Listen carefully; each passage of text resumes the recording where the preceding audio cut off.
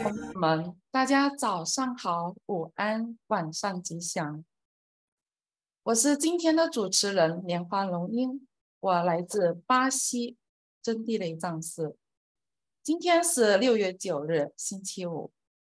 我们的第4门课真佛密法还是和以往一样，3语直播，中文、英文、印尼文。大家可以选择自己需要的语言来上课。我们今天要学的是第2章第12节，入我，我入。我们将在台湾时间8点整正式进入课堂。欢迎线上的上师、教授师、法师、讲师、助教及世界各地的莲花同志们来参加今天的课程。如果您方便，请将您的摄像头打开，并写上您的法号，以方便我们跟您认识，向您问候。在打开的摄像头前，也可以让自己更加专心上课，一举两得。打开摄像头吧。大家在听课的过程，如果有什么疑惑或者感想，可以先记下来，方便等下在释疑解惑环节发到聊天区，可以帮助更多和有一样疑问的师兄师姐受益。在这里，我们温馨的提醒，我们将于6月16日举行第2次作业点评大会，将由公关处处长连家上师为大家做点评。请还未交作业的同学抓紧时间，赶快完成咯。经师住法实修是我们真佛宗的宗风。师尊说，以戒为师，以定为实修，达到慧光融合的成就。请秋韵助教展示 PPT。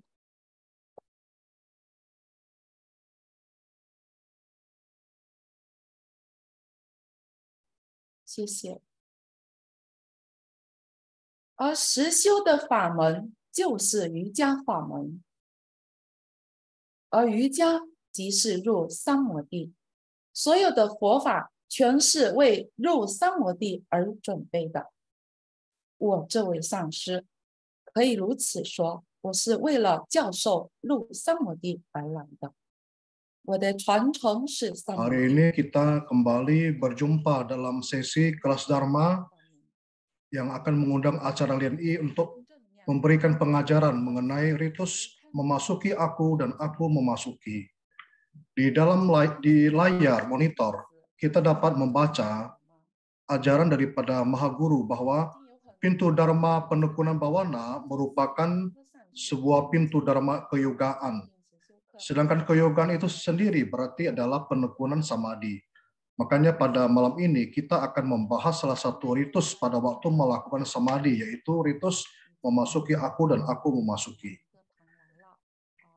Sementara ini waktu hampir menunjukkan pukul 7 dan banyak sekali para peserta Dharma mulai satu persatu memasuki kelas Dharma daring kita kali ini.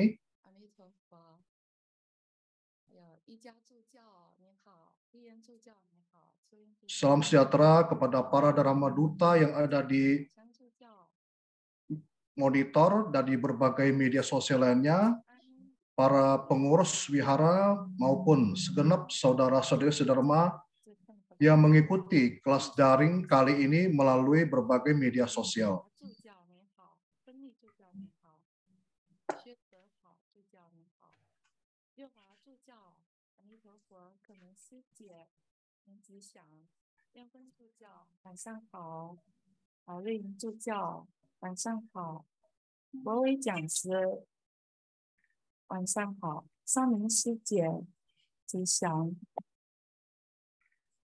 慧心师姐，晚上好。彩虹助教，阿弥陀佛。老钟师兄，晚上好。还有 Betty 师姐，您好。这马来西亚的莲花，后面名字看不见了哈。您好。好，月老弟梦，晚上好。新的讲师，晚上好。还有华为 Nova 师姐还是师兄，您好。以及线上的所有的上师、讲师，还有教授师、法师、助教，所有的来自世界各地的莲花童子们，大家吉祥。Diucapkan selamat datang kembali kepada para acarya, para dharmacarya, para pandita dharma duta, para pandita loka prasaraya, beserta para saudara-saudari sedharma, segenap Padma Kumara yang pada malam ini meluangkan waktu untuk mengikuti kelas dharma secara daring.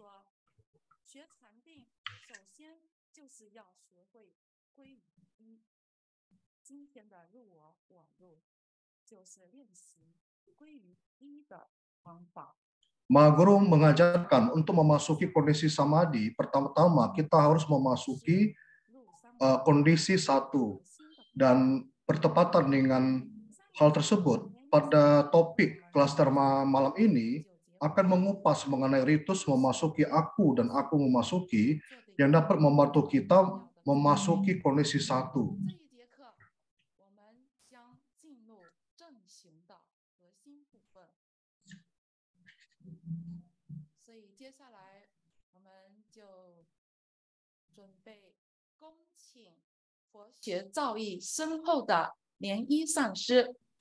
Kita menyambut kehadiran guru pembimbing kita pada malam ini, yaitu Acara Lien I, untuk memberikan pengajaran mengenai ritus memasuki aku dan aku memasuki. Selamat datang kepada acara Lien I. Marilah kita bertepuk tangan menyambut kehadiran Acara Lien I pada kelas Dharma daring ini. 是的，阿弥陀佛，我们在等待上师的当儿，大家先好的，我们稍微耐心再等待一下。对，请大家稍微等一下。 Baiklah, kita masih menunggu agar Lien I Sangse, Acara Lien I segera memasuki kelas Dharma kali ini.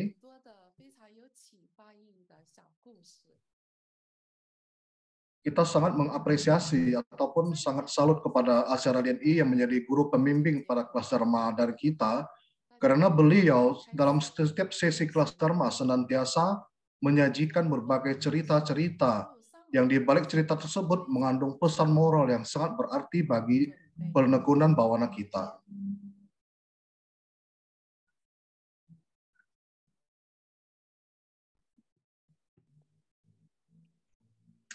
是的，龙岩主讲，我们在等待上师上线的当儿，因为我们联合上师也在线上，目前联合上师的每个星期四呢都有在教授师尊所传授的这个入禅定的法门，我们可以请 Selain Acara Lien I yang akan berada di kelas Dharma kita kali ini, kita juga mengundang ataupun menyambut kehadiran daripada Acara Lien He yang senantiasa membagikan sharing Dharma berupa cara memasuki samadhi. Untuk itu kita memberikan sedikit waktu bagi beliau untuk mengucapkan sepatah dua kata.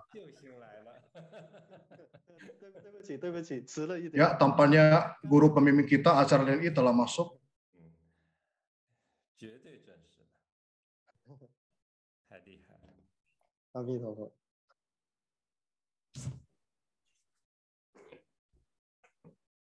那我就不用做长篇大论了哈。 Berhubung acara LDNI telah datang ke kelas Dharma kita kali ini, acara LDNH mengembalikan waktu dan tempat kembali kepada acara LDNI untuk meneruskan kelas Dharma kita. 下面我们以热烈的掌声恭请 Marilah kita menyambut kehadiran acara LDNI dengan penghormatan.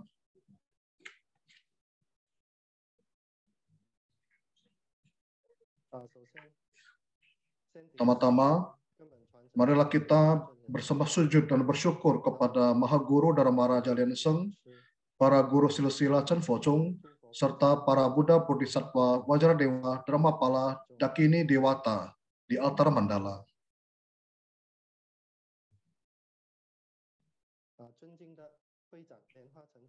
Yang saya hormati Ketua TBF Acara Lianhua Cheng Chu, Direktur Departemen Pendidikan Acara Lianhe, Direktur Departemen Humas Acara Lianjia, Acara Lianfei, para acarya Dharmacarya, Biksu Biksuni, Pandita Dharma Duta, Pandita Lokaplasarya, host Pandita Lungin, para saudara saudari Dharma, segenap Dharma Duta, selamat malam dan salam sejahtera. Amitofo. Terlebih dahulu saya mengucapkan permohonan maaf karena kali ini saya agak terlambat.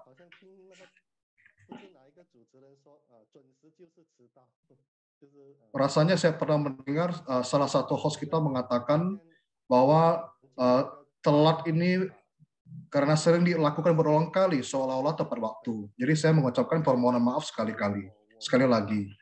Baiklah, pada kelas Dharma Daring kali ini kita akan meneruskan pembahasan mengenai bab 12, memasuki aku dan aku memasuki. Sebelum itu, kita akan melakukan kilas balik pada pelajaran Dharma sebelumnya.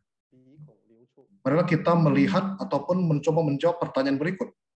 Pertanyaan pertama, dalam sadhana 9 langkah pernapasan Buddha, kita terlebih dahulu bervisualisasi warna apa mengalir keluar dari lubang hidung idam. Silakan dijawab, diketik di kolom komentar. Betul sekali, itu cahaya putih. Pertanyaan kedua, dalam ritus ketiga sadhana 9 langkah pernapasan Buddha, lubang hidung sadaka manakah yang dimasuki? Silakan dijawab di kolom komentar.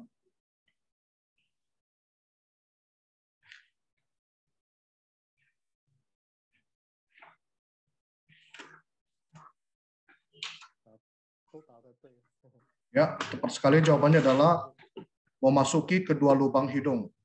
Pertanyaan ketiga, bagian teratas dari nadi tengah sadaka berbentuk seperti apa?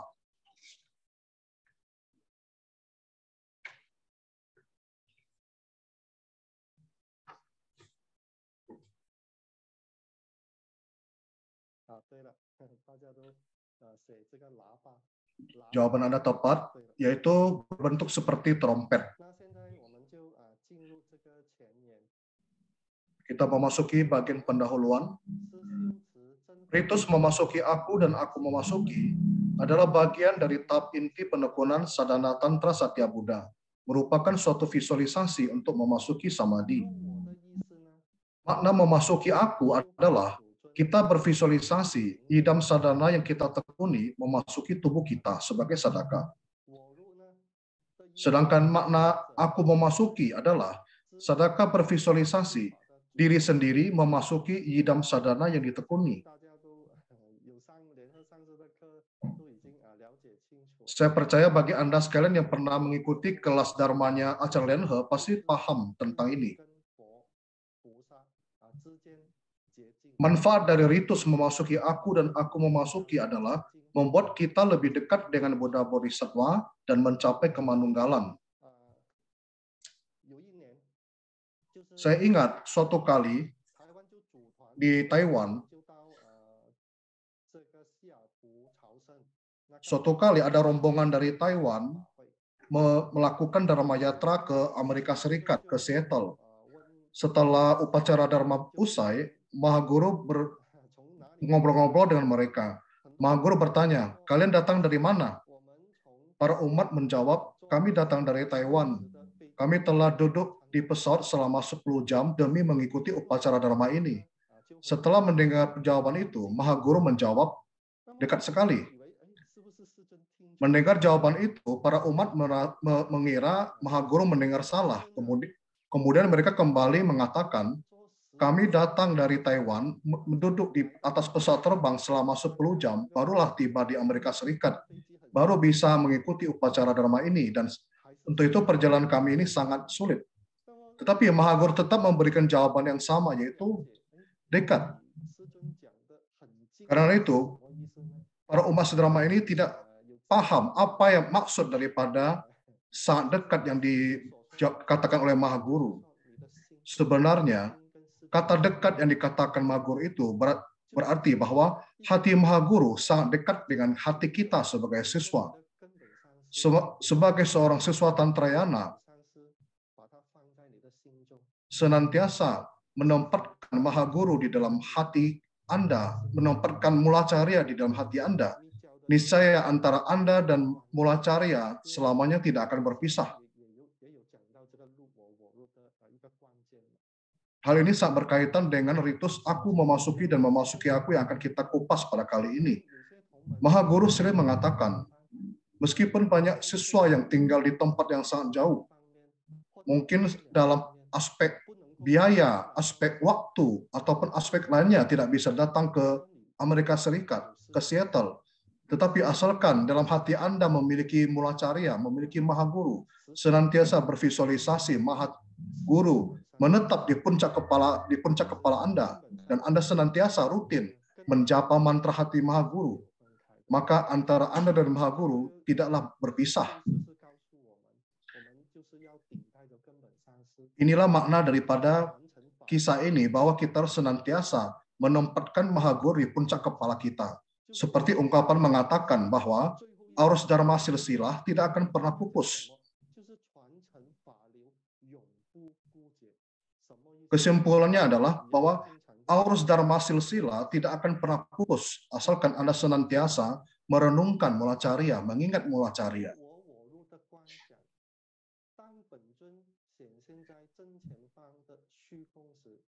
Visualisasi memasuki aku dan aku memasuki.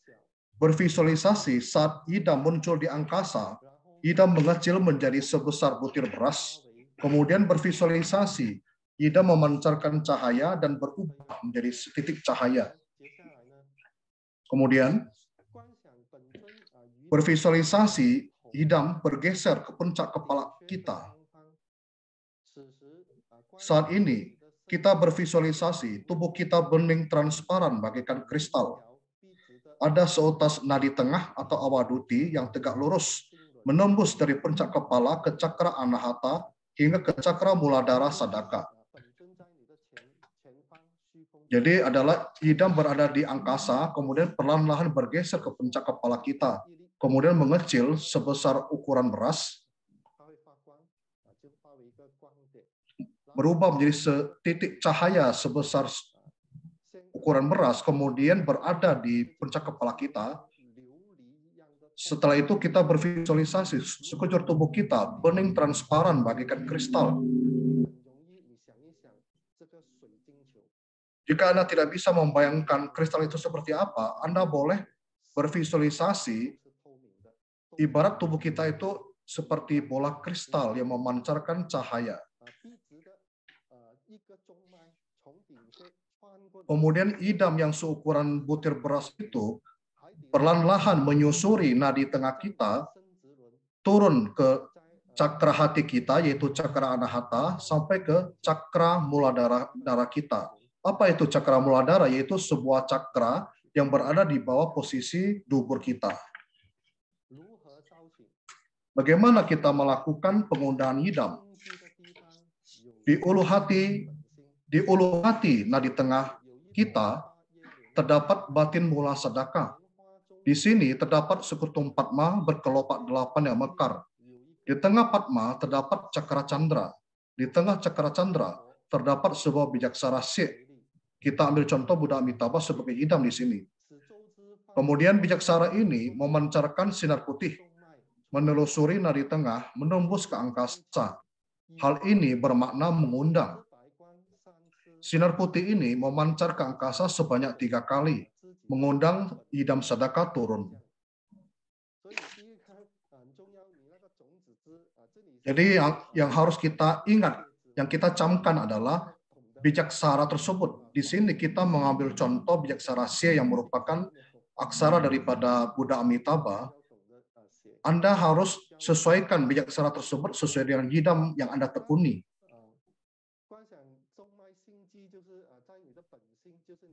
Kemudian di dalam ulu hati kita ataupun di cakra hati kita, cakra anahata, terdapat Padma berkelopak 8. Ada sebuah cakra candra dalam posisi rebah. Kemudian di dalamnya terdapat sebuah bijaksara sik yang memancarkan sinar putih sebanyak 3 kali ke angkasa. Ini bermakna mengundang yidam untuk turun. Visualisasi memasuki aku. Saat ini, yidam telah berada di puncak kepala kita, kemudian turun menyusuri nadi tengah, hingga tiba di Padma Ulu hati sadaka. Setelah itu, yidam duduk bersila di cakra candra di atas Padmasana hati sadaka. Ini artinya, tempat itu adalah singgasana mula yidam. Sejatinya, ia memang bersemayam di sana. Sekarang, sadaka mengundangnya untuk duduk kembali di singgasananya. Yang tadi kita katakan sebagai batin mula. Apa itu batin mula? Batin mula adalah Buddhata. Saya ingat Patriark ke-6 Huineng setelah tercerahkan, ia berseru sebanyak 5 kalimat, yaitu Buddhata sejatinya suci. Yang pertama adalah Buddhata sejatinya suci. Kedua adalah Buddhata sejatinya tiada lahir dan tiada musnah. Yang ketiga adalah Buddhata sejatinya tiada kekurangan. Yang keempat adalah Buddhata sejatinya tiada goyah. Yang kelima adalah Buddhata sejatinya dapat melahirkan berpuluh ribu dharma. Jadi hal ini dapat kita renungkan secara perlahan-lahan. Kita akan menyadari bahwa Buddhata pada hakikatnya ataupun sejatinya telah ada di dalam diri kita dan tidak tercemar ataupun tidak ternoda. Kemudian Buddhata ini pun adalah tiada lahir dan tiada musnah, tiada awal dan tiada akhir. Bahwa pada hakikatnya, sejatinya, Buddhata itu telah bersemayam di dalam diri kita, telah menjadi bagian dari diri kita. Ketika kita tercerahkan, memang itu adalah milik kita, bukanlah pemberian dari orang lain. Hanya karena Anda sekarang masih memiliki kemelekatan, memiliki noda, sehingga Anda tidak mampu menampakkan Buddhata Anda.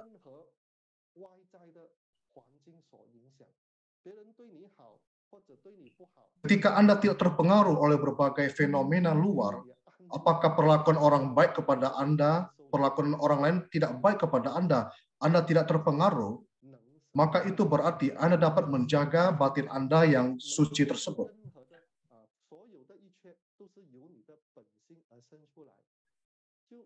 Dalam Buddhisme dikatakan bahwa segala fenomena itu lahir daripada batin mula kita. Segala sesuatu berasal dari batin mula kita.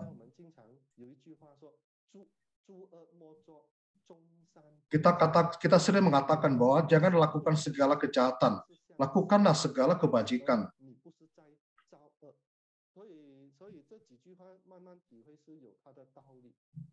Ketika kita merenungkan semua kalimat ini, semua perkataan ini sangat bermanfaat dalam penekunan ataupun pelatihan diri kita.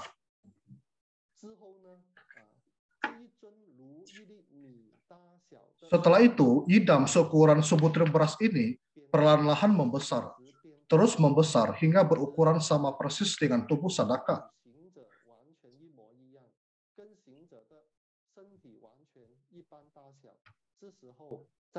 Dalam sekejap, sadaka berubah menjadi yidam, kita berubah menjadi yidam. Ini disebut visualisasi memasuki aku. Makna ritus memasuki aku adalah yidam memasuki tubuh sadaka, bermanunggal dengan sadaka sehingga tiada berbeda.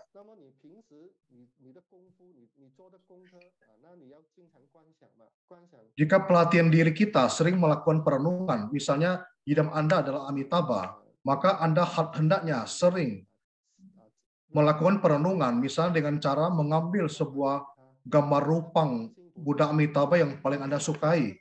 Ataupun misalnya idam Anda adalah Bodhisattva Avalokitesvara, maka Anda boleh mencari sebuah gambar Avalokitesvara yang Anda sukai, kemudian Anda pandangi terus-menerus sehingga teringat di dalam benak Anda. Dan Anda dapat bervisualisasi supaya idam tersebut ataupun Avalokitesvara ataupun Amitabha dapat bersemayam di dalam hati Anda. Jika tidak, Anda tidak akan mampu menghadirkan idam tersebut dalam tubuh Anda, melainkan visualisasinya akan acak.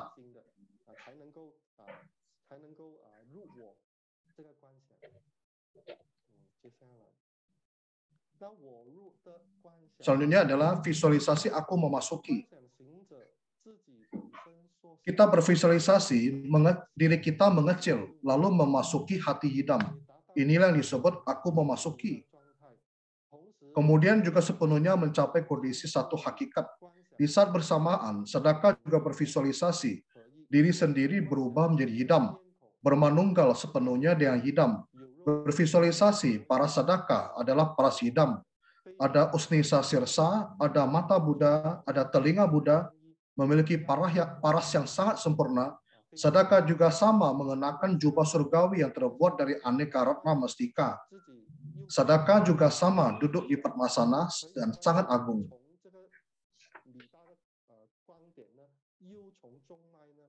Jadi kita bervisualisasi diri kita mengecil seukuran butir beras, kemudian menelusuri nadi tengah, kemudian terus naik ke atas dan keluar dari puncak kepala dan memasuki hati idam. Seperti yang pernah dikupas oleh acara Lianhe pada kelas Dharma yang lain. Ketika kita telah memasuki aku, kita menjelma ataupun berubah menjadi idam. Kemudian kita terus bervisualisasi diri kita ataupun idam semakin lama semakin besar, membesar hingga memenuhi seluruh angkasa. Saya rasa hal ini sangat mudah divisualisasikan. Jadi kita duduk meditasi, kemudian kita bervisualisasi menyatu dengan idam, kemudian kita perlahan-lahan semakin lama semakin membesar, memenuhi angkasa. Ini juga salah satu visualisasi aku memasuki.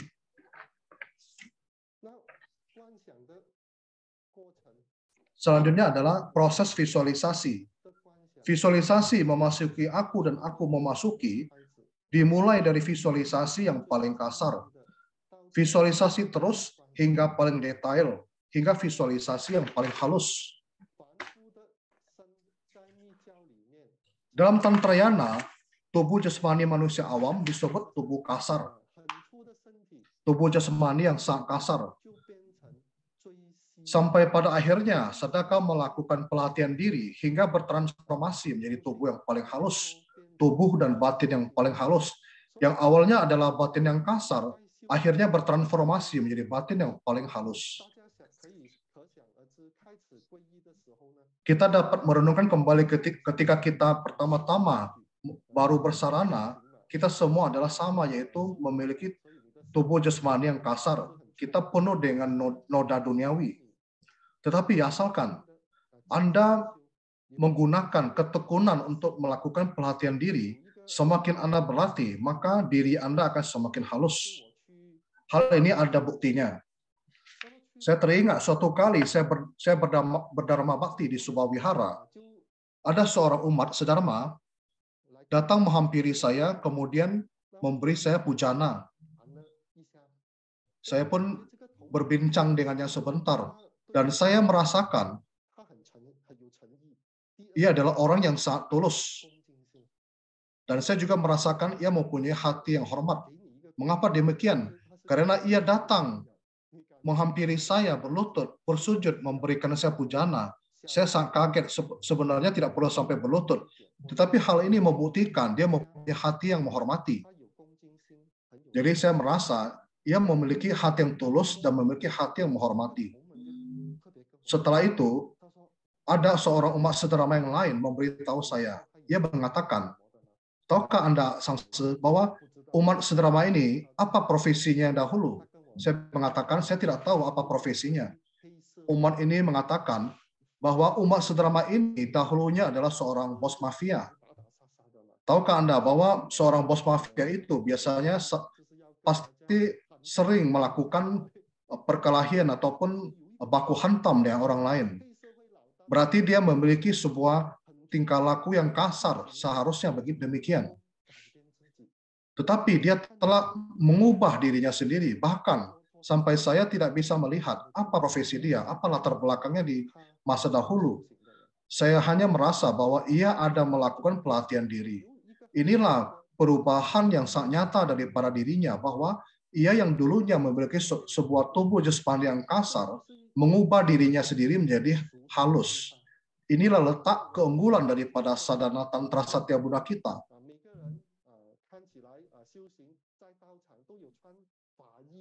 Kita melihat ketika kita melakukan puja bakti di tempat ibadah, semua umat ada mengenakan jubah puja bakti ataupun jubah Dharma Duta. Tetapi pernahkah Anda merenungkan ketika Anda pulang dari tempat ibadah ataupun Anda berada di lingkungan luar, apakah orang lain dapat merasakan bahwa Anda ada melakukan pelatihan diri? Terlebih lagi pihak keluarga. Banyak umat mengatakan, saya sangat sulit menuntun anggota keluarga. Hal ini sangat benar sekali. Karena di mata keluarga kita, di mata mereka sangat jelas diri Anda. Apa tabiat buruk Anda, apa sifat Anda. Pihak keluarga Anda dapat melihatnya dengan mata kepala mereka sendiri.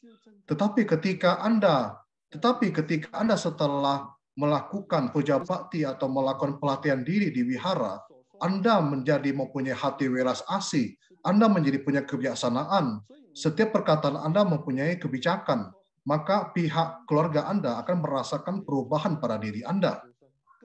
Inilah letak keunggulan daripada sadhana tantra satya Buddha kita.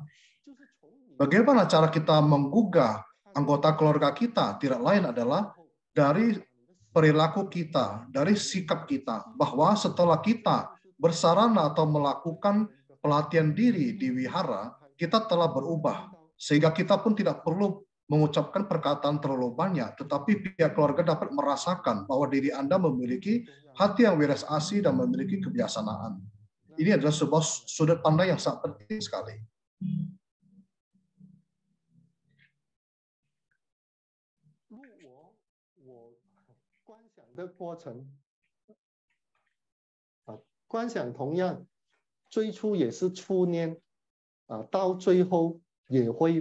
Proses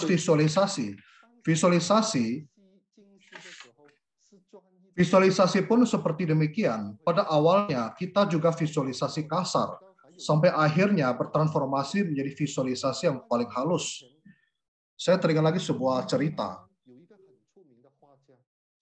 bahwa di Taiwan ada seorang penulis yang sangat terkenal, yaitu Lin Qingsheng. Mungkin di kelas drama ini ada yang pernah membaca bukunya. Lin Qingsheng adalah seorang penulis yang sangat terkenal. Di masa awalnya,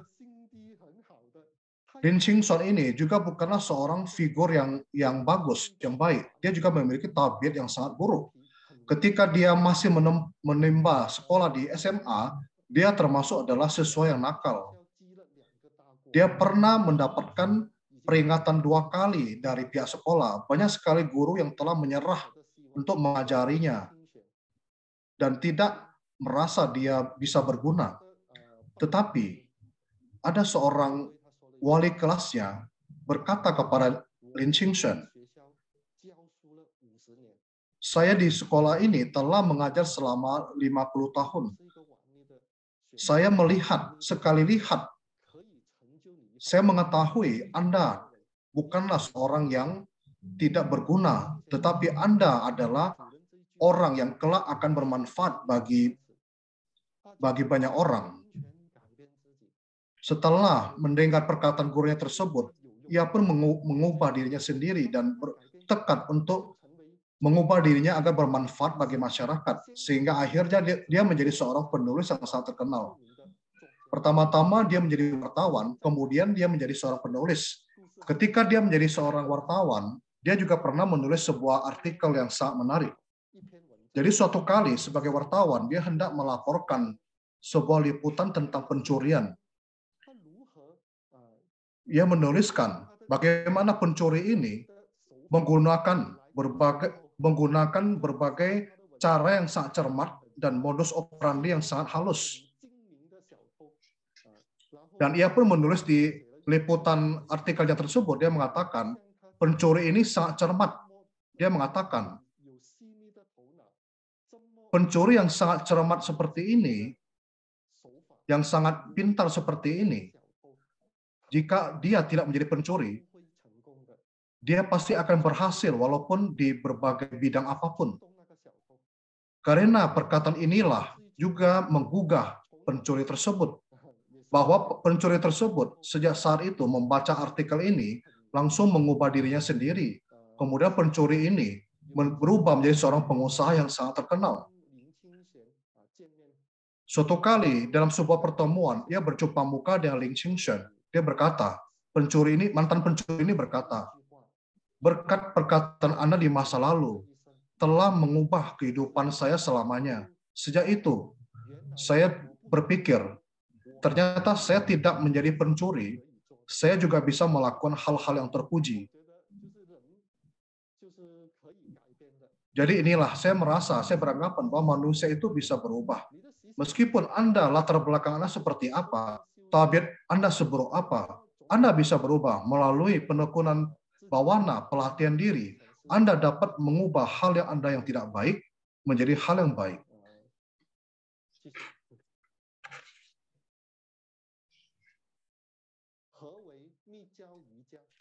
Apa itu yoga tantrayana? Metode visualisasi tantrayana adalah membuat Buddha yang pada awalnya sangat jauh melalui upaya bawana pelan-pelan mendekati sadaka, semakin lama semakin dekat, hingga akhirnya sepenuhnya melekat dengan sadaka, bersemayam di puncak kepala sadaka. Visualisasi terakhir adalah sadaka sepenuhnya menunggal dengan idam. Inilah yang disebut yoga. Inilah yoga, makna yoga dalam tantrayana. Istilah yoga berasal dari bahasa Sanskerta.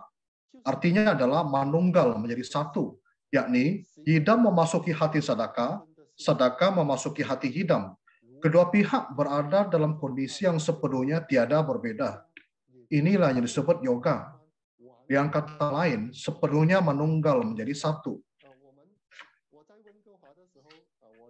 Ketika saya berada di Vancouver, ketika saya menjadi biksu tahun 2001, saya pergi ke Vancouver.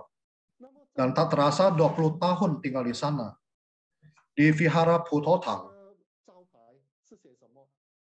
Apa yang tertulis di plakatnya? Yaitu Vihara Puto, pusat yoga. Ketika saya berada di Vihara Putotang, Vihara Puto, setiap hari banyak sekali orang yang datang ke wihara dan bertanya, apakah tempat ini tempat berlatih yoga? Bolehkah saya berlatih yoga di sini? Nah, saya pun pelan-pelan menjelaskannya kepada mereka. Saya menjawab demikian, iya di sini memang untuk belajar yoga. Sebenarnya dalam pelatihan sadhana kita terdapat pelatihan 7 cakra. Ini juga salah satu bagian dari para yoga. Jadi pelan-lahan saya membuat mereka merasakan sadhana yoga dalam tantra kita, bahwa pelatihan sadhana yoga ini dapat menyehatkan tubuh. Kemudian perlahan-lahan mereka akan menyadari bahwa yang paling penting adalah yoga hati. Apa artinya? Artinya adalah bahwa hati kita harus manunggal menjadi satu dengan Buddha. Vihara Puto menjadikan Avalokitesvara sebagai hidam. Dengan cara seperti ini, dapat menuntun insan memasuki Buddha Dharma. Bahwa secara perlahan-lahan dapat mentransformasi hati kita menjadi Bodhisattva Avalokitesvara. Seperti apakah itu? Yaitu memiliki hati yang welas asih, memiliki hati yang penuh dengan maitri karuna. Dengan kata lain, hati Anda harus memiliki welas asih, harus memiliki maitri karuna, sehingga dapat berubah menjadi hati sepertinya Bodhisattva Avalokitesvara. Setelah saya memberikan penjelasan seperti ini, para umat sederhana pun ataupun orang-orang yang datang ke wihara untuk bertanya pun perlahan-lahan dapat memahami. Selanjutnya, saya akan menuntun mereka untuk melafalkan Sutra Raja Agung Avalokitesvara. Dan mereka akan menyadari ternyata Sutra Raja Avalokitesvara Raja Agung sangatlah luar biasa, bahwa ketika kita melakukan pelafalan 1000 kali, diri Anda akan merasakan sendiri keluar biasaannya, kedahsyatannya. Ibarat segelas air hangat, Anda yang minum, Anda sendiri dapat merasakan kehangatannya. Jadi dalam Tantrayana menegaskan bahwa hati kita sebagai sedekah harus manunggal atau menyatu dengan hati hidam. Inilah yang disebut yoga.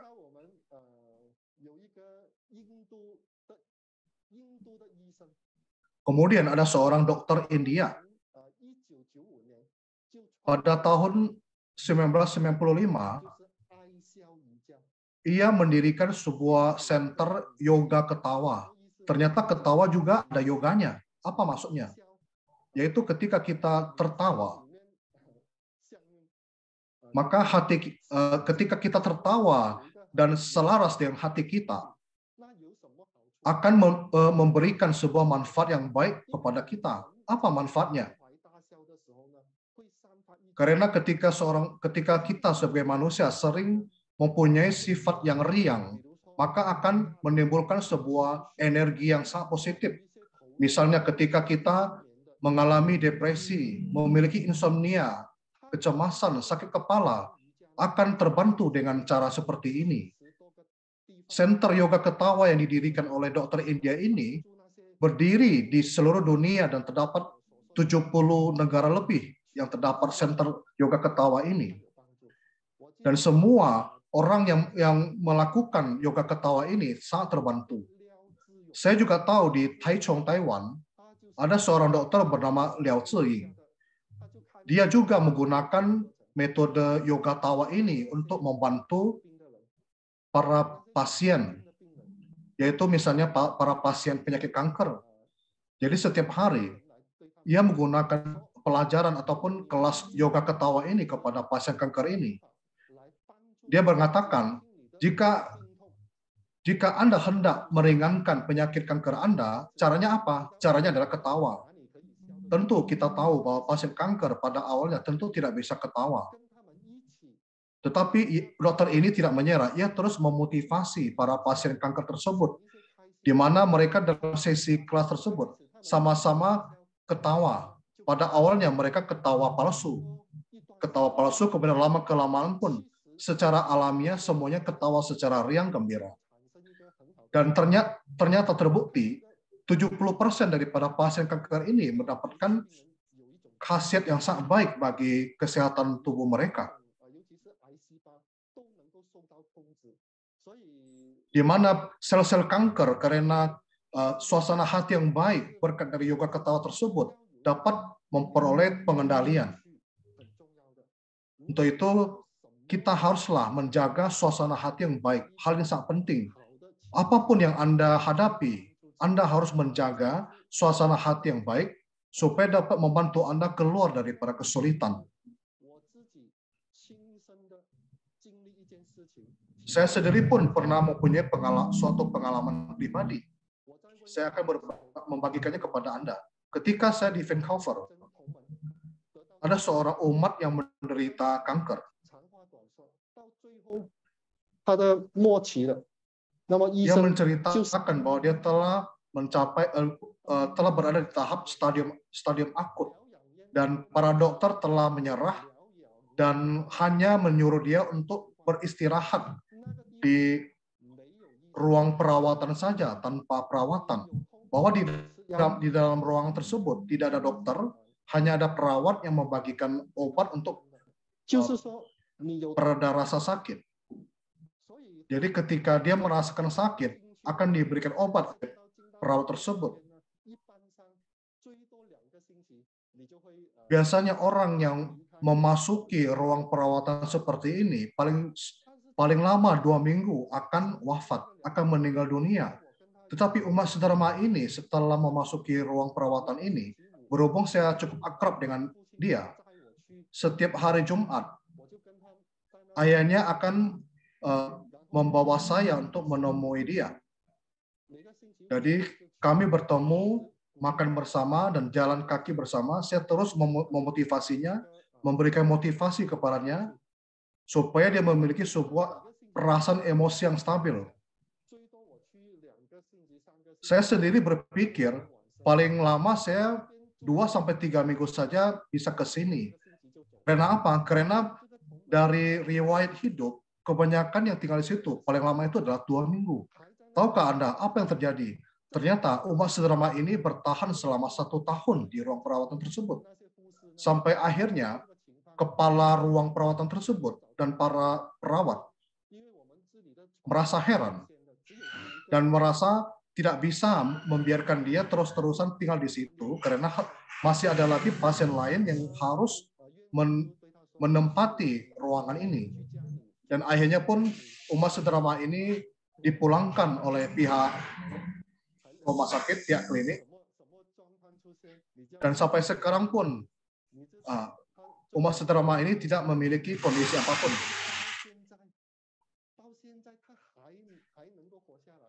Sampai sekarang umat sedharma ini masih hidup. Sungguh sebuah mukjizat. Ketika tahun baru, ia masih bisa sendiri mengendarai mobil, pergi ke Vihara Kuto dan mencari saya, berbincang-bincang dengan saya. Saya mengucapkan sebuah perkataan kepada dia. Nyawa Anda adalah pemberian Maha Guru. Nyawa Anda adalah penyelamatan dari Buddha Bodhisattva. Untuk itu, di sisa masa hidup Anda harus menggunakan hidup Anda untuk membantu lebih banyak orang yang membutuhkan pertolongan. Mengapa mengatakan demikian? Karena nyawa dia sebenarnya telah mendekati titik akhir. Tetapi dia masih bertahan hidup sampai sekarang. Mengapa? Itu berarti ia masih memiliki misi dalam hidup. Apa misi hidup dia? Tidak lain yaitu membantu ataupun mendukung Maha Guru untuk mendorong Buddha Dharma agar orang-orang lain yang memiliki penyakit yang sama dengan dia sadar bahwa memiliki perasaan yang positif adalah sangat penting. Menjaga suasana hati yang baik adalah sangat penting. Di klinik tersebut, ia berkata kepada kepala klinik, orang yang datang ke sini, hanya 2 orang. Hanya 2 orang yang saya tahu akan keluar dari klinik ini, yaitu yang satu adalah orang yang hidup, yang kedua adalah kepala klinik yang bisa keluar dari klinik ini. Inilah yang membuktikan bahwa betapa hebatnya, luar biasanya sadhana tantra Satya Buddha kita. Saya senantiasa memotivasinya untuk rutin menjapa mantra. Saya berharap dari kisah Dharma ini dapat memberikan sebuah pesan bahwa hendaknya kita senantiasa menjaga suasana hati kita yang baik.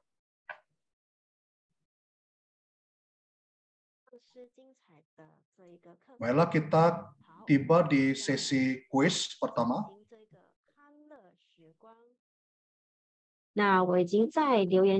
Di monitor Anda ataupun di kolom komentar, Anda dapat melihat tautan link untuk mengikuti kuis. Anda dapat memilih salah satu tautan sesuai pilihan bahasa Anda, yaitu bahasa Mandarin, Inggris, ataupun bahasa Indonesia. Setelah Anda mengklik tautan tersebut, Anda boleh mengetik dulu nama Anda.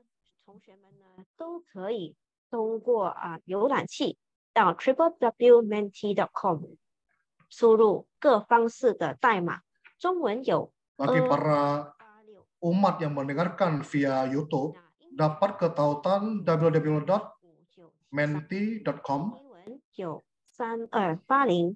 Dan setelah mengklik tautan tersebut, Anda dapat memilih pilihan bahasa untuk mengikuti kuis. yang akan dimulai sebentar lagi. 怎么说有刺激的感觉，让你加强刚刚上师所教的课程，那让我们再加强。 Permainan ini ataupun kuis ini dapat bermanfaat untuk mempertebal ataupun menguatkan pelajaran yang diberikan dari acarya kepada kita. Jadi diharapkan agar Anda dapat partisipasi. 大家等一下，也差不多了。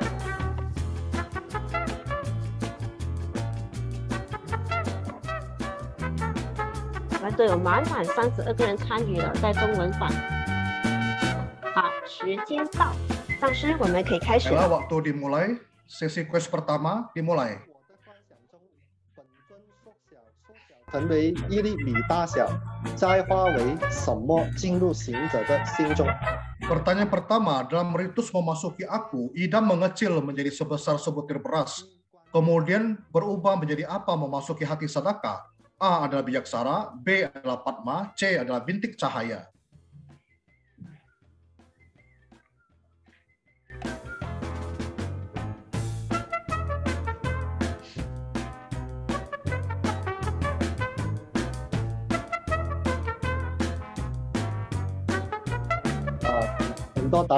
C.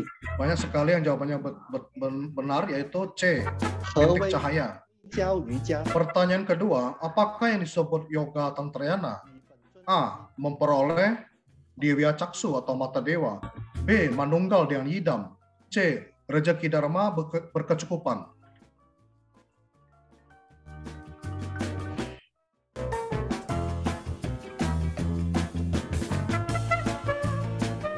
Wah, 这个全中这个 semuanya tepat, yaitu B. Manunggal dengan yidam. 再给英文，谢谢上师。我们再给英文版一 Terima 点。 kasih kepada acarya. 好了，我们就大家回答好，我们再看一下我们的这排行榜第一环节的 Mari 排 kita lihat peringkat sesuai dengan bahasa masing-masing. Untuk bahasa Mandarin, 我们有仙女， peringkat pertama diraih oleh inisial Shenni. 那印尼版有谁？ Untuk bahasa Indonesia, 好，我们印尼版有 Hartini peraih 领先。 nilai tertinggi adalah Hartini, saudari Hartini. 再来英文版有莲花。 Kemudian bahasa Inggris, yang meraih nilai tertinggi adalah Lianhua Yixiang. 好，谢谢大家参与，请大家。 Terima kasih atas partisipasi Anda. Kita akan berjumpa lagi pada sesi kuis kedua sebentar lagi.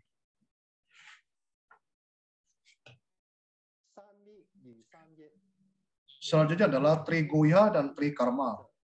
Triguhya Tathagata memasuki Sadaka. Trikarma Sadaka memasuki Tathagata. Ini berarti Triguhya Tathagata dan Trikarma insan saling melebur, sehingga pahala segenap Buddha memenuhi tubuh Sadaka.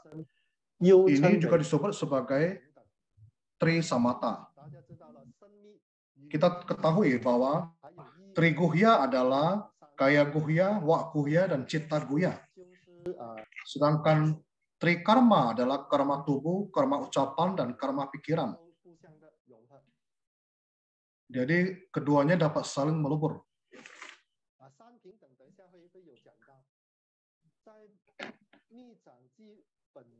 Dalam kitab Guhya Garbha tertulis, mantra, mudra, dan visualisasi menuntun para Buddha memasuki tubuhku. Disebut memasuki aku. Menuntun diri sendiri memasuki tubuh para Buddha. Disebut aku memasuki. Memasuki aku dan aku memasuki. Niscaya pahala para Buddha yang dihimpun sedari kalpa tak terhingga memenuhi tubuhku. Mudra adalah Dharani.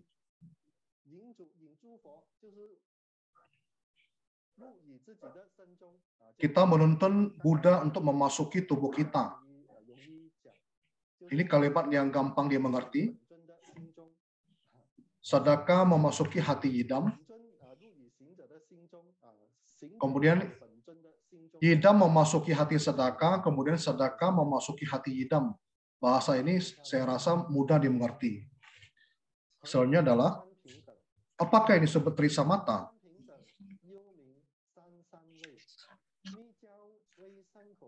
Trisamata juga disebut sebagai traya samadaya atau 3 jenis kondisi samadhi.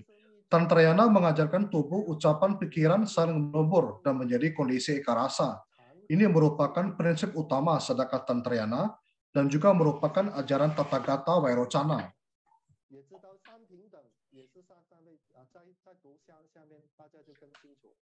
Penjelasan detail Trisamata adalah sebagai berikut. Yang pertama, tubuhku adalah mudra. Tubuh adalah tubuh Buddha. Yang kedua, ucapanku adalah mantra. Ucapan adalah dharani. Yang ketiga, pikiranku adalah visualisasi. Segenap pikiran adalah pikiran yidam. Hatiku adalah yidam. Kita ketahui, dalam melatih memasuki aku dan aku memasuki, haruslah memiliki visualisasi seperti ini.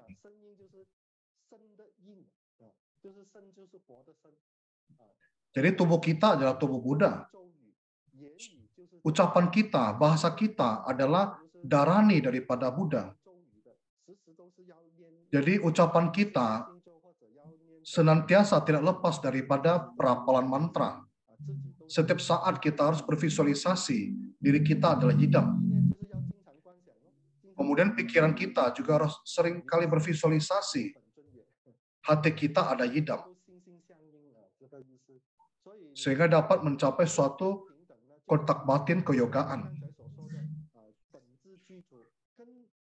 Bahwa dikatakan bahwa segalanya berada di dalam diri kita, telah bersemayam di dalam diri kita.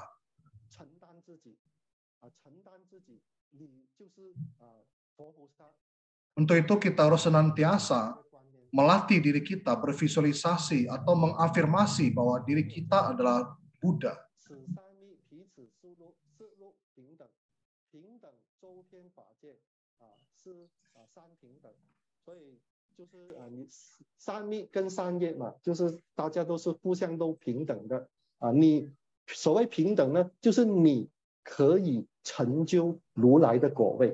Apa yang disebut dengan samata, yaitu kita dapat mencapai buah kebudaan para yidam. Bahwa hati kita adalah hati Buddha. Hanya saja, karena sekarang masih belum mencapai buah tersebut, maka kita perlu melalui penekunan sadhana tantra satya Buddha untuk mengikis berbagai tabiat buruk sehingga memperoleh pencapaian kondisi yang samata dengan para yidam. Dalam Goya Garbha Tantra ada yang disebut wujud, misi, dan guna. Wujud adalah mandala. Mandala kita tahu artinya adalah altar. Kemudian misi adalah pencapaian traya samadaya atau trisamadhi ataupun trisamata. Kemudian guna adalah upaya kemudahan. Jadi kita melatih penekunan diri ini dan dapat menggunakannya juga demi kemudahan. Sadaka Tantrayana melalui trisamata saling melebur, mengakibatkan sadaka yang yidam manunggal menjadi satu, tiada berbeda. Inilah kondisi memasuki aku dan aku memasuki.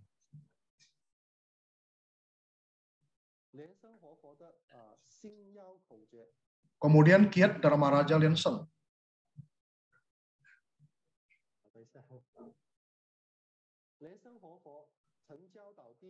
Dharma Raja Lienseng pernah mengajarkan agar para siswa mencapai traya samadaya atau trisamadhi. Yang paling baik adalah dengan menggunakan kiat tiada masalah. Yaitu yang pertama, peristiwa masa lalu telah berlalu. Jangan dipikirkan lagi. Lenyapkan hati masa lalu. Yang kedua, peristiwa masa akan datang belum tiba. Jangan didambakan. Lenyapkan hati masa akan datang. Yang ketiga, peristiwa masa sekarang sudah berlangsung. Jangan melekat. tidak timbul kegiuran dan kebencian. Lenyapkan hati masa sekarang. Inilah kiat daripada tiada masalah, yaitu segala sesuatunya akan berlalu. Apapun yang kita temui, secara perlahan kita akan mendapati bahwa segalanya akan berlalu. Segalanya adalah berupa nidana. Ketika nidana datang, maka fenomena itu pun datang. Pada hakikatnya, sumber dari asal mula dari para nidana itu juga adalah sunya. Dengan kata lain, ketika Anda menjumpai suatu peristiwa, ketika Anda memahami prinsip ini, Anda akan memahami bahwa sejatinya tiada masalah, tiada peristiwa apapun. Ketika Anda sangat galau, Anda bisa memikirkan bahwa suatu hari Anda akan meninggalkan dunia ini. Segala sesuatu di dunia ini, baik itu peristiwa yang besar, kecil, yang gembira ataupun yang sedih, semua itu pada akhirnya akan berlalu. Pada hari ini Anda tinggal di rumah yang mewah, mengendarai mobil yang mewah, memiliki nama yang besar. Suatu hari semua itu akan tiada.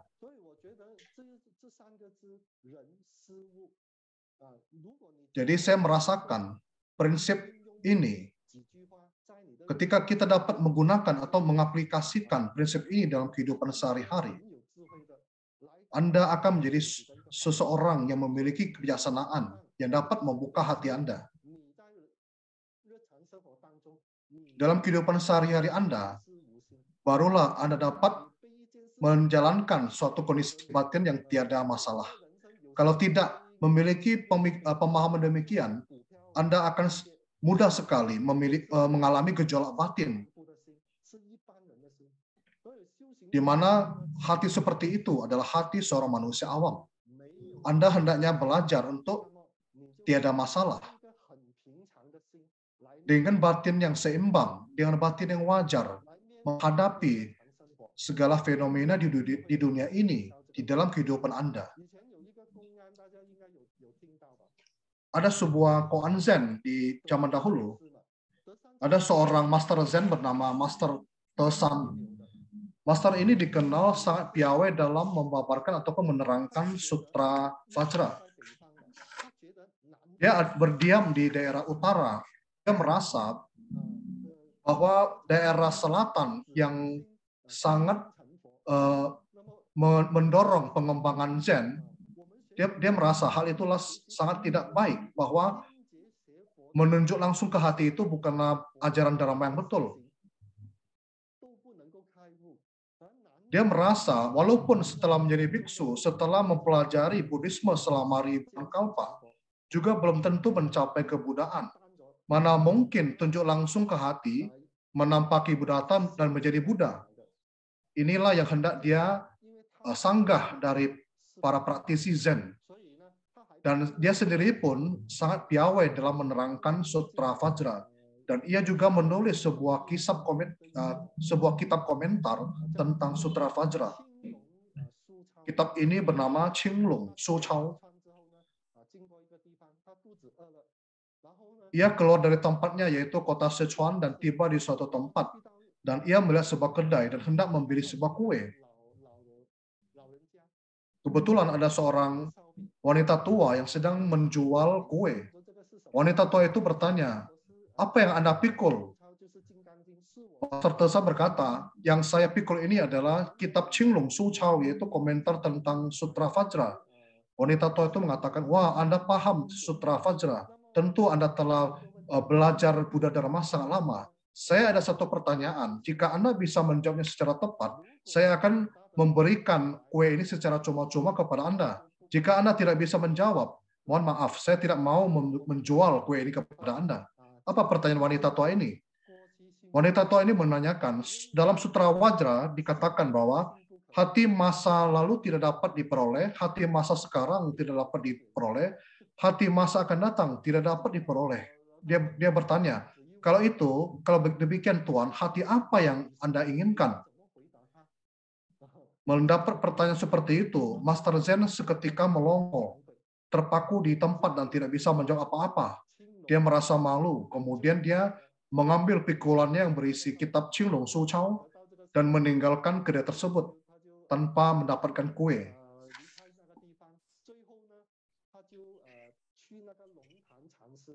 Belakangan, ia pergi menemui seorang Master Zen bernama Master Zen Guru Sesepuh Long Tan. Dan ia pun perlahan-lahan belajar menimba ilmu dengan Master Zen tersebut, yaitu Long Tan Chansi, Master Long Tan, dan mendapatkan pencerahan spiritual.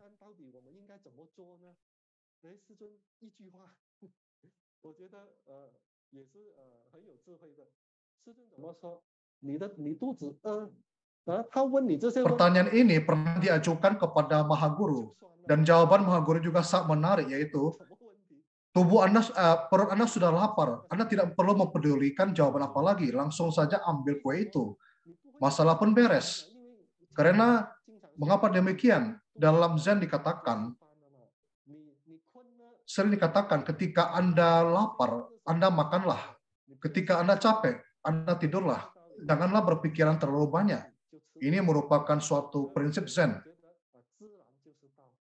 Jadi saya menyimpulkan bahwa alamiah adalah sebuah jalan kebenaran. Janganlah terlalu berpikiran terlalu rumit. Bagaimanakah cara memperoleh Anupatika Dharma Santi?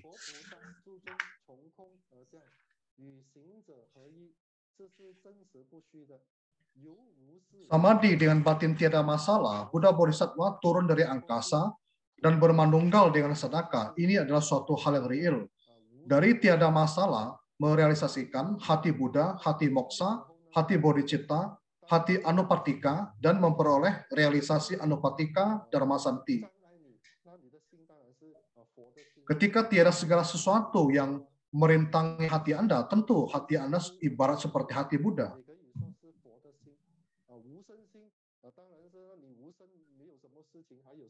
Hati anupatika atau yang tiada terlahir sama juga berarti tiada masalah. Perihal Anupatika Dharma Santi, saya teringat dengan Guru Insun, yaitu salah satu guru mahaguru dari aliran Sutrayana. Perkataan beliau tentang Anupatika Dharma Santi lebih bisa dimengerti.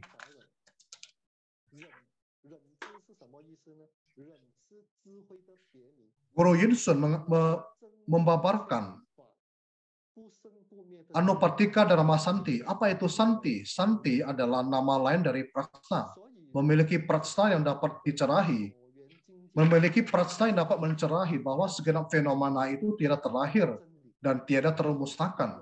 Inilah yang disebutkan sebagai Anupatika Dharma Santi. Jadi sikap Santi terhadap segala nidana fenomena disebut tiada terlahirkan.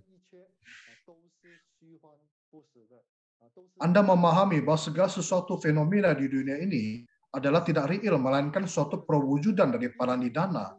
Bahkan nidana tersebut asal mulanya adalah bersumber dari kesunyaan.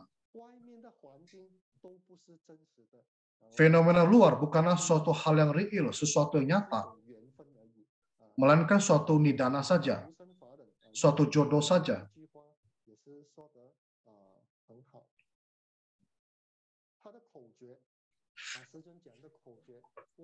Kemudian Mahaguru juga mengajarkan sebuah kiat bahwa bila timbul pikiran hayal, hendaknya segera disadari dan tidak diikuti. Begitu pikiran hayal terhenti, batin bersemayam dalam keheningan hakiki. Segala pahala terwujud dan manfaatnya tak terperikan. Kita tahu bahwa segala pikiran ataupun tindakan kita adalah sebuah delusi ataupun pikiran hayal. Kita hendaknya tidak mengikuti dan terbawa olehnya, dan hendaknya menyadarinya. Ketika kita tidak terbuai oleh pikiran delusi, berarti kita telah menapaki kesadaran. Pertama-tama yang harus kita lakukan adalah merasakan. Setelah merasakan, barulah kita dapat memahami apakah benar ini adalah sebuah delusi. Seperti yang kita katakan tadi, apakah benar segala sesuatunya akan berlalu?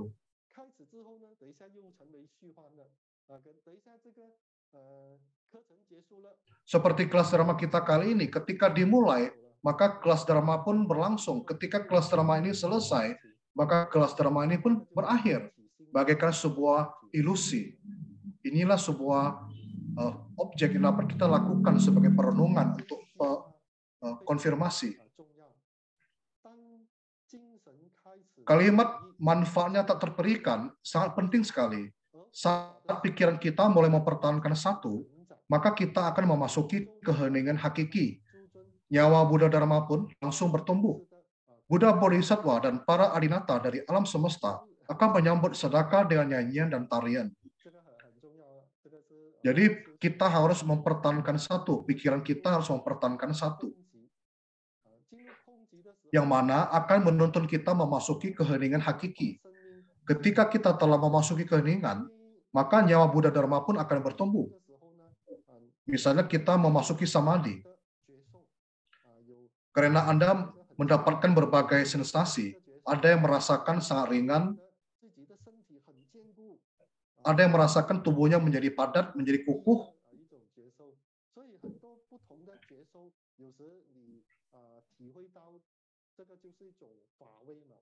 Jadi banyak sekali sensasi yang dapat dirasakan. Ini merupakan suatu cita rasa dharma. Inilah maksud daripada manfaat yang tak terperikan. Para adinata turun dari angkasa dan memasuki tubuh sadaka. Ini adalah suatu pengalaman yang sempurna. Daya dharma bala yang bermuara di dalam hati turut tertarik keluar. Daya dharma bala mulai mengalir. Ini merupakan suatu pengalaman yang sangat sakral. Hal ini harus kita rasakan sendiri dalam penekunan sendiri. Sadhana Tantra Satya Buddha akan memberikan kekuatan baru kepada orang yang nastapa, akan memberikan kehidupan baru bagi orang yang gagal, akan membuat orang yang tekun semakin gigih, akan memberikan dorongan dan konfirmasi kepada orang yang menekuni bawana. Sungguhlah agung dan sungguhlah sangat berharga. Sedekah dapat menggunakan kebijaksanaan jernih untuk mengonfirmasi pengalaman yang real ini. Niscaya akan mendapati semua ini real adanya.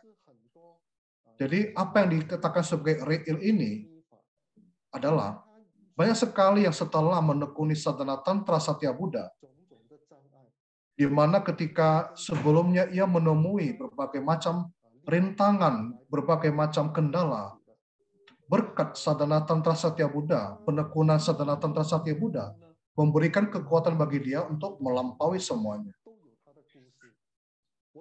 Umat-umat kita, setiap umat kita memiliki kisahnya sendiri. Jangankan umat, setiap orang memiliki kisah kehidupannya sendiri. Ketika kita mendengarkan pengalaman umat, seperti umat yang tadi dari klinik perawatan kanker tahap final, tahap akut, dan dapat tetap sehat, tetap selamat keluar dari klinik tersebut. Ini merupakan sebuah bukti bahwa setelah dari penekunan sadhana Tantra Satya Buddha ini, di mana ketika bagaimana dia dari kondisi yang sangat terpuruk dapat bangkit dari hal tersebut. Ada sebuah kisah dari umat kita, yaitu orang dari Hong Kong, umat kita dari Hong Kong. Ia pergi ke Kanada dan berinvestasi di sana. Pada masa itu, properti di Kanada sangatlah baik, sangat bagus. Investasinya sangat baik, dan pasar itu dia mendapatkan banyak sekali keuntungan. Ketika Anda memiliki banyak uang, siapakah yang ada di samping Anda? Anda pasti memiliki banyak sekali sahabat ataupun teman-teman yang menemani Anda untuk bersenang-senang. Demikian pula dengan umat ini. Setiap hari dia bersenang-senang dengan teman-teman tersebut. Jadi ketika kehidupannya sangat sukses, setiap hari dia sibuk untuk melayani para teman-teman tersebut. Kemudian perlahan-lahan ambisinya pun semakin besar. Dia membeli lagi 2 buah flat dengan harga yang sangat tinggi. Dan apa yang terjadi? Tak disangka menemui krisis moneter. Anda merasa diri Anda sangat memiliki banyak uang. Tetapi pada saat itu investasi Anda tidak ada yang mau untuk membelinya. Flat tersebut pun menjadi tidak berguna. Maka setiap hari Anda harus menghadapi pihak bank yang menagih penyetoran.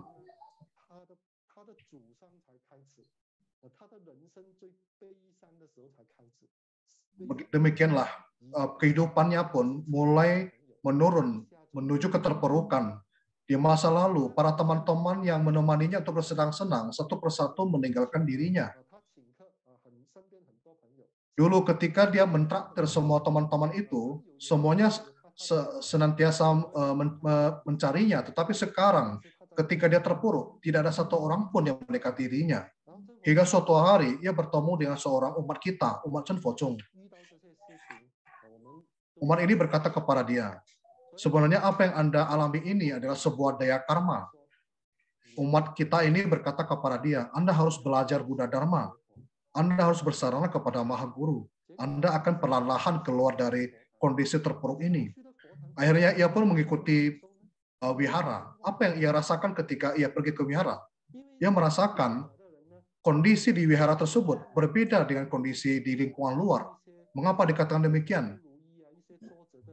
Yaitu untuk orang yang mengalami keterpurukan, kita biasanya akan memotivasi mereka, akan memberikan nasihat kepada mereka. Ia pun merasa, loh, kok orang yang belajar Buddha Dharma berbeda dengan orang-orang di lingkungan saya. Akhirnya dia pun perlahan-lahan tergugah untuk belajar Buddha Dharma, kemudian perlahan-lahan keluar dari masa-masa pahit dan keterpurukan.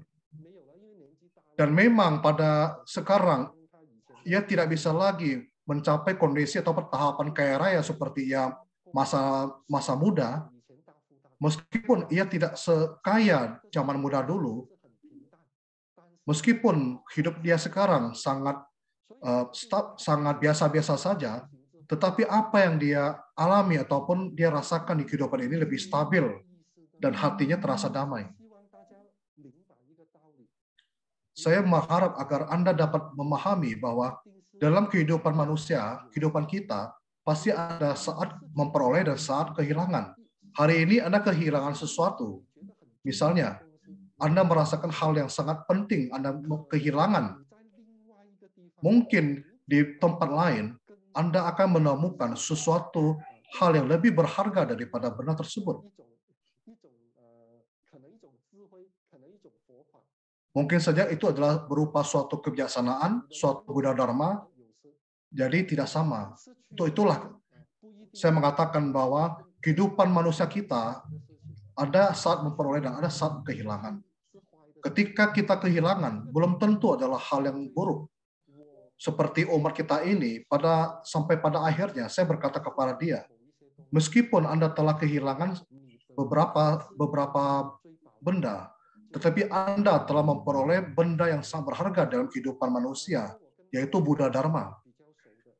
Karena saya berkata demikian, karena saya akrab dengan dia. Ketika saya melakukan Dharma Bhakti, dia pasti membawa saya dalam mobilnya. Ketika melewati suatu tempat, ia akan menunjukkan suatu tempat yang terlihat dua buah flat dan mengatakan, inilah dua flat yang dulu saya beli. Saya pun mengatakan bahwa dua flat ini bukan milik Anda dan juga bukan milik mereka. Apakah Anda mengerti perkataan saya ini? Yaitu bahwa dalam kehidupan kita, semua ini adalah sebuah proses belaka.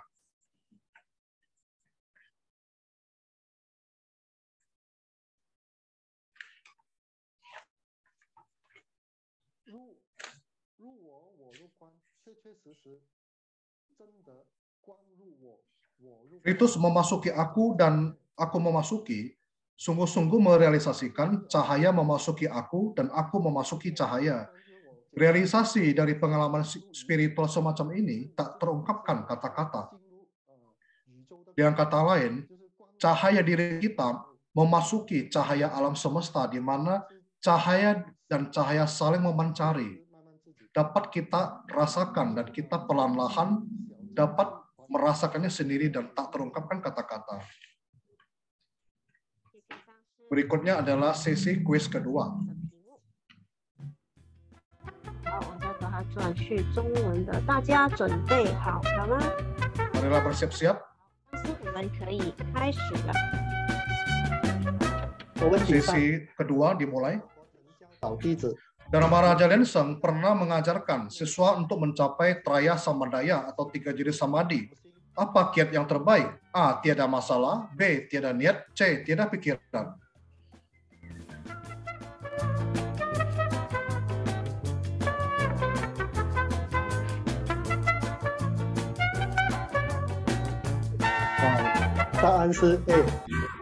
Betul, jawabannya adalah A. Tiada masalah. Pertanyaan kedua, sadhana Tantra Satya Buddha akan memberikan kekuatan baru untuk orang yang bagaimana? A. Orang yang berharta. B. Orang yang putus asa. C. Orang yang sukses. Maksud saya B. Orang yang nestapa. C. Orang yang sukses. 这条是全中，就是 B 啊。 Jawabannya adalah B. Orang yang nestapa. 我们再来看一下今天有谁领先呢？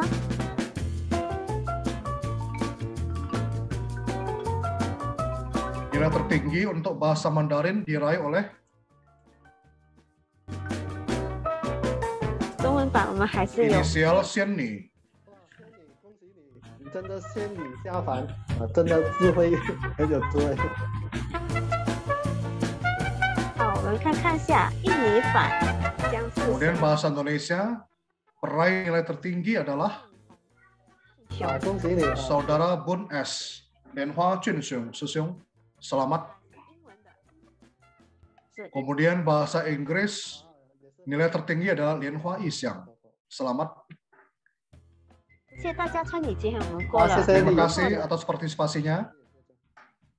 谢谢大家，把这个频道再交回给上师。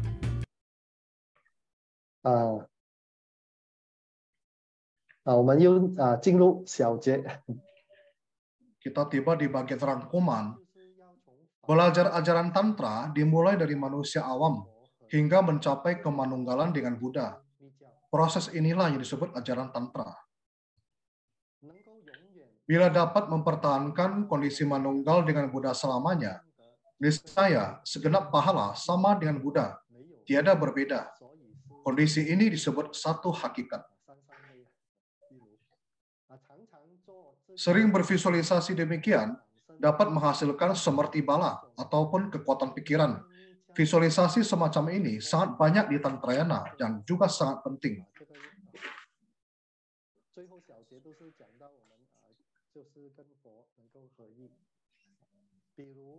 Seperti misalnya visualisasi aksara A, visualisasi cakra candra, visualisasi memasuki aku dan aku memasuki, visualisasi pancabisambodhi, kemudian visualisasi berdasarkan aksara mantra juga sama.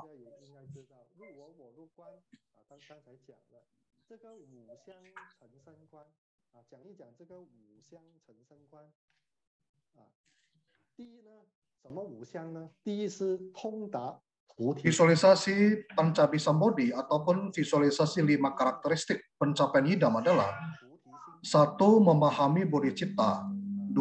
Menekuni bodhicitta, yaitu hati pencerahan yang tercantum dalam catur apramana.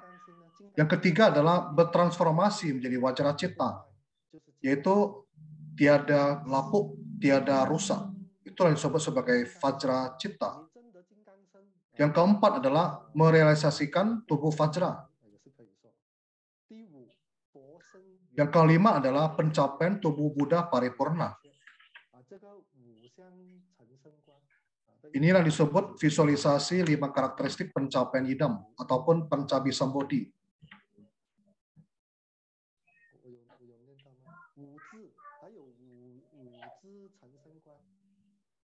Kemudian ada lagi yang disebut visualisasi 5 aksara pencapaian tubuh idam.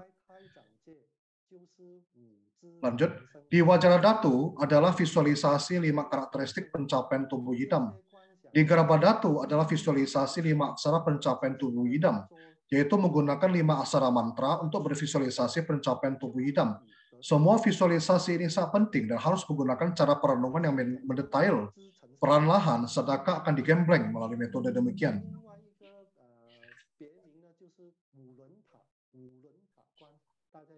Kemudian ada lagi yang disebut sebagai visualisasi pagoda pencacakra.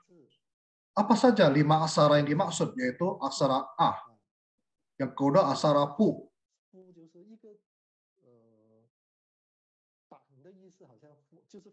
yang pertama adalah aksara A, yang kedua adalah aksara Fu, yang ketiga adalah aksara Lo, yang keempat ada aksara He, yang kelima aksara Chu, kelima aksara ini bersemayam di 5 titik tubuh kita, memperagung diri kita, dan mengadistana tubuh sedekah.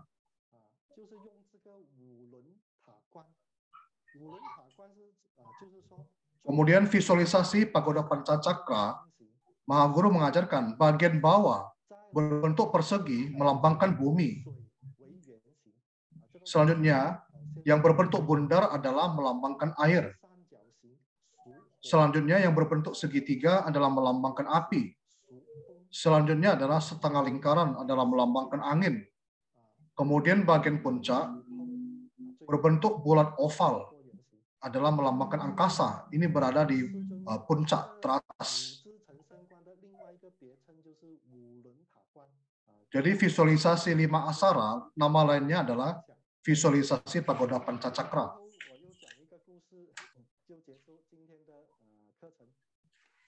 Terakhir, ada sebuah kisah dari saya sebelum menyudahi kelas Dharma kita kali ini.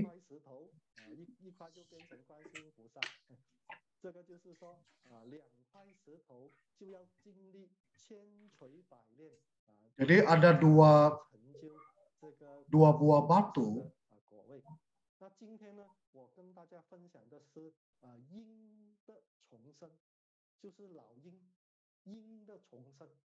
Baiklah, untuk pada sesi kelas Dharma kali ini, saya akan membagikan kisah mengenai elang yang berhasil hidup kembali atau mendapatkan hidup baru kembali.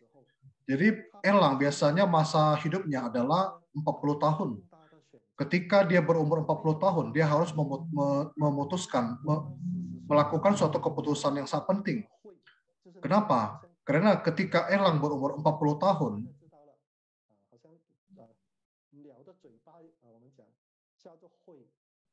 bahwa paruh elang akan panjang dan bengkok, tidak ada tenaga. Kemudian cakarnya pun panjang dan bengkok juga, tidak bisa mengambil barang, mencengkram barang. Kemudian bulunya juga sangat berat, sangat sulit untuk terbang. Jadi ketika dia berumur 40 tahun, dia harus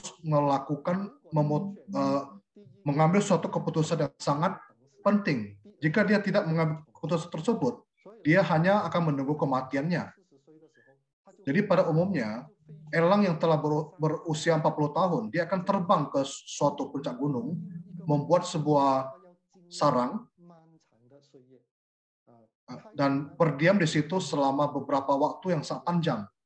Ia akan menggunakan paruhnya untuk memukul bebatuan hingga paruh tersebut lepas dan tumbuh baru.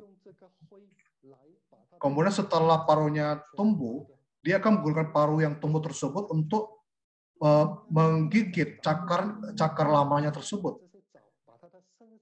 Setelah cakar lamanya dicabut dan muncul yang baru, ia pun menggunakan cakarnya untuk mencabut seluruh bulunya. Berapa waktu yang diperlukan? Yaitu 150 hari. Inilah pengalaman yang sangat menyakitkan bagi elang. Setelah melewati masa-masa sakit seperti ini, elang ini pun bisa terbang kembali seperti semula. Dia pun dapat menjalani 30 tahun kehidupan selanjutnya. Dari kisah ini yang hendak saya bagikan kepada anak sekalian adalah bahwa dalam kehidupan kita seringkali seperti elang tua ini kita harus mengambil suatu keputusan yang sangat penting. Apakah Anda mau menjadi seorang manusia awam ataukah menjadi seorang manusia suci? Seperti elang tua ini, apakah menunggu kematian atau menjemput kehidupan baru? Jadi kita sebagai umat memiliki sebuah akar yang bajik di mana kita dapat bersarana kepada Maha Guru. Seperti kisah umat yang saya bagikan sebelumnya, bahwa ketika dia mengalami masa yang paling terpuruk, dia memutuskan untuk bersarana kepada Maha Guru, memutuskan untuk menekuni sadhana tantra Satya Buddha. Inilah kehidupan barunya.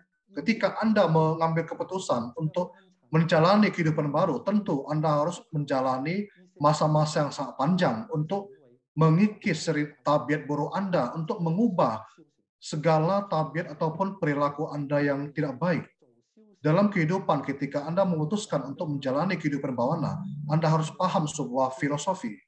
Ketika kita memutuskan untuk menekuni bawana, Anda harus siap untuk sebatang kara, Anda harus siap untuk sendiri, Anda harus siap menjalaninya sendirian, karena tidak mungkin ada orang lain yang dapat menggantikannya untuk menjalankannya demi Anda.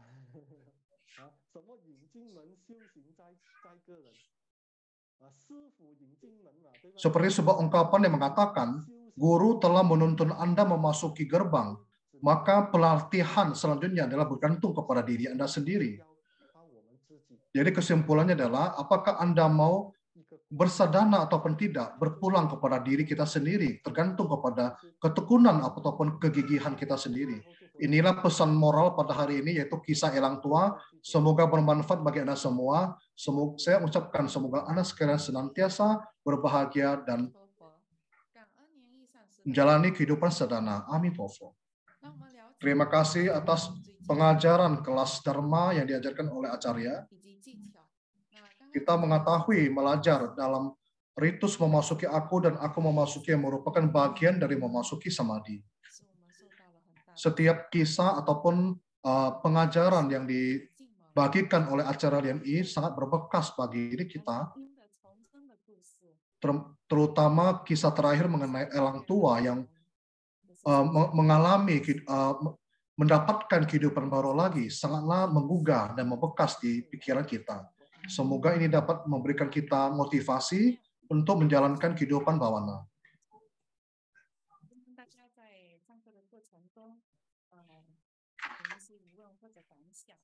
Oke, selanjutnya adalah sesi menjawab pertanyaan, ataupun jika Anda ada pertanyaan, boleh silakan melontarkan pertanyaan Anda, membuka mikrofon, ataupun menuliskannya di kolom komentar.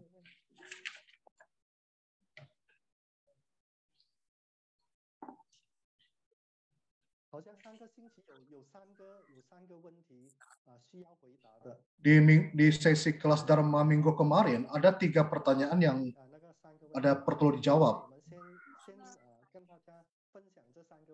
Untuk itu, kita terlebih dahulu menjawab pertanyaan dari kelas minggu kemarin. Pertanyaan pertama dari minggu kemarin yaitu, Amitofo Sangse, sewaktu melakukan visualisasi kesenyataan, bulan muncul lalu membesar, dan diri kita juga ikut membesar. Dalam sekejap terjadi penyatuan antara diri kita dan bulan. Lalu diri kita menjadi bulan, dan di dalamnya muncul bijaksara. Bijaksara berputar menjadi hitam. Apakah makna kejadian ini? Terima kasih, Acarya. Maknanya adalah,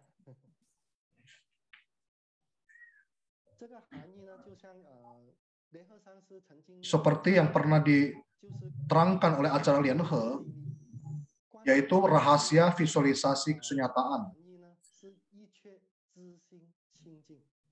Yaitu bahwa segala sifat adalah sunya adanya. Dalam pelajaran Acarya Lien He pernah menerangkan hal ini. Segala sifat diri adalah sunya. Ketika kita menjapa mantra, sama halnya kita menyucikan segala sesuatu.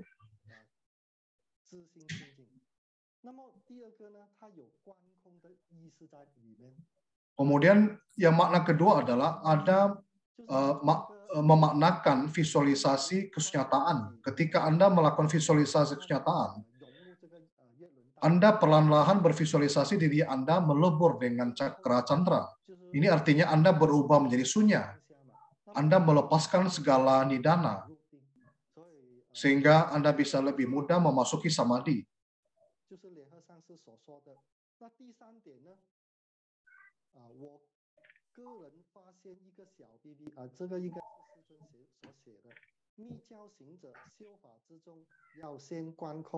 Yang ketiga adalah seperti yang diajarkan Mahaguru, ketika bersadhana, kita harus bervisualisasi kesunyataan, mengosongkan diri sendiri, sehingga pada saat itu, seketika, arus dharma dari alam semesta dapat mengabisekan diri kita. Jadi ketika diri kita telah kosong, sunya, tiada pikiran bercabang, maka arus dharma dari alam semesta akan memasuki diri kita. Demikianlah jawaban saya. Kemudian pertanyaan berikutnya.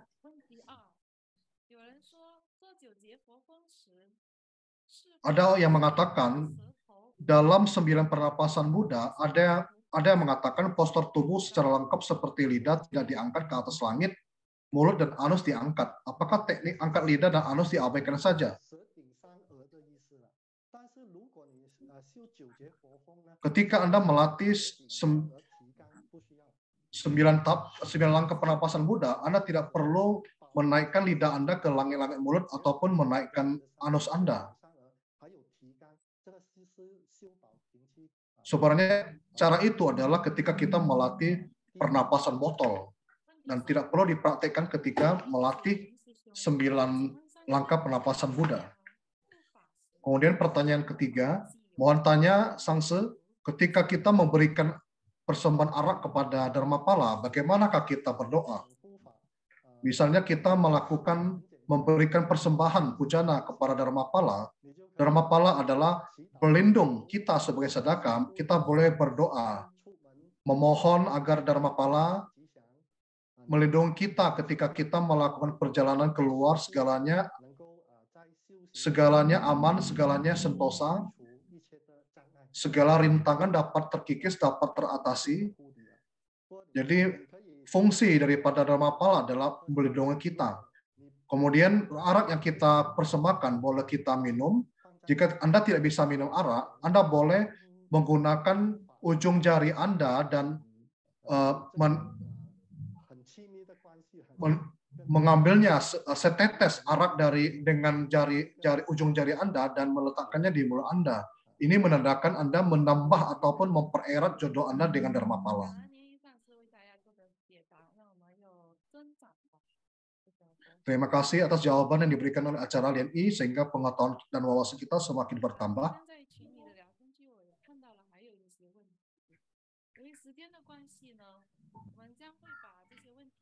Berhubung waktu kita yang terbatas, maka pertanyaan pada sesi kelas Dharma daring ini yang belum terjawab akan diberikan jawabannya pada pertemuan berikutnya.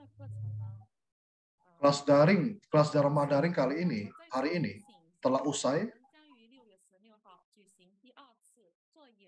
Sekali lagi diingatkan bahwa pada bulan Juni tanggal 24 akan diadakan sekali lagi kelas evaluasi kelas drama kita yang akan dihadiri oleh para acarya dari TBF.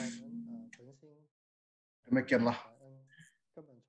Kita sekali lagi memberikan sembah puja, bersyukur dan berterima kasih atas adistana yang diberikan oleh Mahaguru sehingga kelas Dharma hari ini dapat berjalan dengan lancar.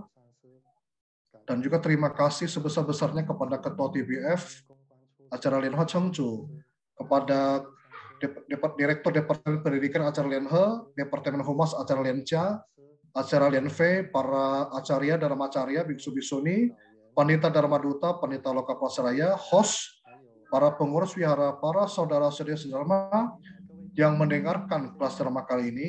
Terima kasih atas partisipasi dan atensinya. Amitofo. Terima kasih atas pengajaran daripada acara Lien I dan para staf kelas daring yang turut mendukung di balik layar. Terima kasih kepada semua Dharma Duta dan para umat yang mendengarkan, mengikuti kelas Dharma kali ini dari berbagai platform.